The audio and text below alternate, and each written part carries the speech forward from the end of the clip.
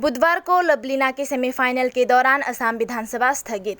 असम के लोगों में उत्साह इतना अधिक है कि असम विधानसभा ने अपनी कार्यवाही 30 मिनट के लिए स्थगित करने का फैसला किया है ताकि सदस्य लवलीना का मैच देख सके और 23 वर्षीय मुक्केबाज के लिए जयकार कर सके। देश भर के लाखों खेल प्रेमियों के साथ पूरी असम विधानसभा बुधवार को खेल रहे टोक्यो ओलंपिक में महिला मुक्केबाजी वेल्टरवेट वर्ग में एक शानदार सेमीफाइनल होने का वादा करते हुए तुर्की की बुसेनाज सुरमेनिल से जीतने पर लवलीना बोर्गोहेन की जय जयकार करेगी।